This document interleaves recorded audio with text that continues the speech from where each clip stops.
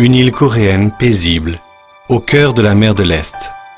Tokto, un site qui porte l'empreinte des souffrances du passé. Le Japon, animé par des ambitions impérialistes, s'attaque à la Russie en 1904.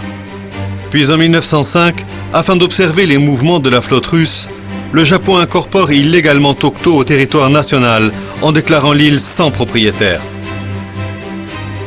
Qui plus est, cette notification fut adoptée secrètement par une collectivité territoriale et non par les autorités centrales de l'État. Mais Tokto était-elle vraiment une île sans propriétaire, comme le revendique le Japon? De nombreux documents écrits et cartographiques coréens, au nombre desquels les mémoires historiques des Trois Royaumes publiés en 1145, prouvent le contraire. Tokto, un territoire coréen cité dans des registres de temps immémoriaux. Plus particulièrement, l'appendice géographique de la chronique du roi Sejong, publié en 1454, précise clairement la localisation d'Ullungdo et Tokto. Et en 1900, le Grand Empire de Corée promulgue l'édit numéro 41 qui réaffirme la souveraineté coréenne sur Tokto. Qu'en est-il des sources japonaises? Le Japon n'a jamais revendiqué aucune souveraineté sur Tokto avant 1905. De nombreux documents japonais démontrent, à contrario, que Tokto ne fait pas partie du territoire japonais. À la fin du XVIIe siècle, le Japon reconnaît dans ses documents officiels que Tokto ne fait pas partie de son territoire. En mars 1877, suite à une reconnaissance précise du cadastre national, la plus haute instance du gouvernement japonais, à savoir le département d'État ou Daijōkan, prend acte que Tokto n'a rien à voir avec le territoire japonais.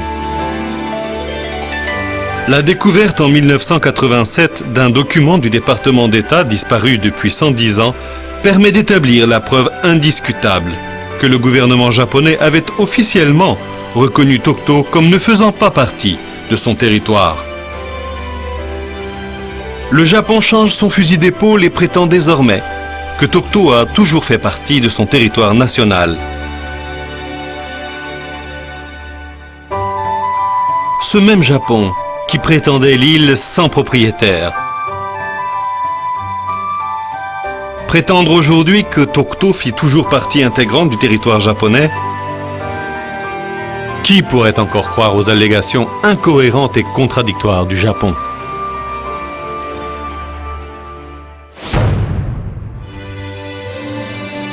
Tokto fut la première étape sur la voie de l'annexion de la péninsule coréenne. En 1945, la Seconde Guerre mondiale prend fin. Le Caire, contexte de la déclaration de Potsdam. Le Japon vaincu est dépossédé de tous les territoires occupés par la force et la convoitise. À son tour, Tokto retrouve le giron coréen. Puis en 1946, le mémorandum numéro 677 du commandant suprême des forces alliées établit clairement la souveraineté coréenne sur Tokto. Tokto est le symbole de l'indépendance coréenne retrouvée. Aucune autre nation que le Japon ne nie que la Corée a retrouvé sa souveraineté un temps usurpée sur Tokto. Les revendications territoriales illégitimes du Japon sur Tokto équivalent à dire qu'il s'apprête à renouer avec son histoire coloniale dans la péninsule coréenne. Nous souhaitons que le Japon prenne conscience du poids de l'histoire afin d'envisager ensemble l'avenir.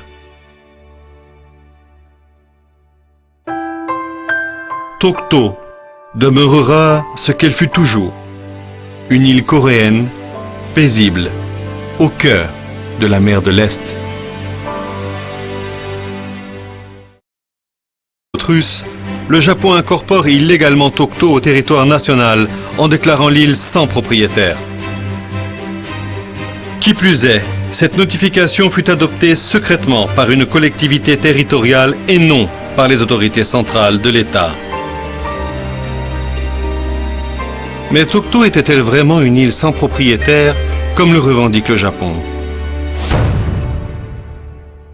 De nombreux documents écrits et cartographiques coréens, au nombre desquels les mémoires historiques des trois royaumes publiés en 1145, prouvent le contraire.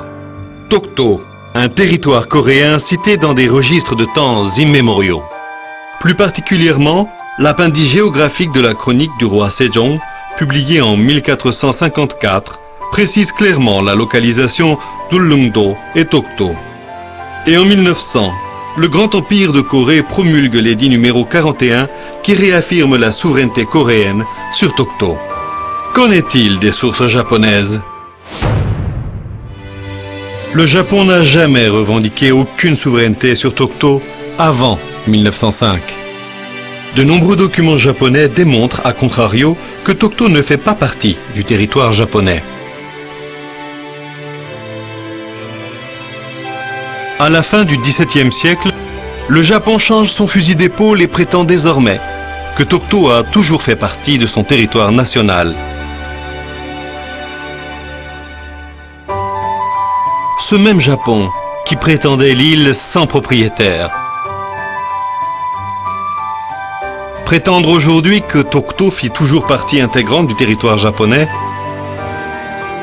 Qui pourrait encore croire aux allégations incohérentes et contradictoires du Japon?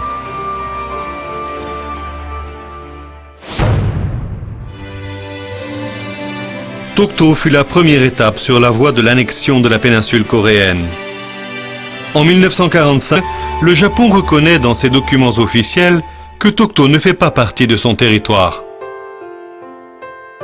En mars 1877, suite à une reconnaissance précise du cadastre national, la plus haute instance du gouvernement japonais, à savoir le département d'État ou Daijōkan, prend acte que Tokto n'a rien à voir avec le territoire japonais.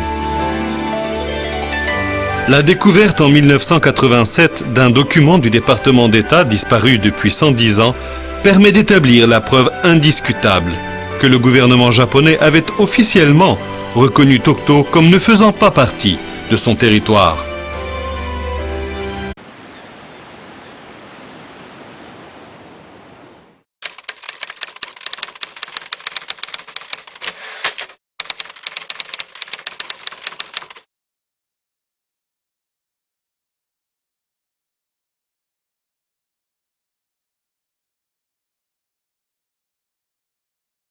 Une île coréenne paisible, au cœur de la mer de l'Est. Tokto, un site qui porte l'empreinte des souffrances du passé. Le Japon, animé par des ambitions impérialistes, s'attaque à la Russie en 1904. Puis en 1905, afin d'observer les mouvements de la flotte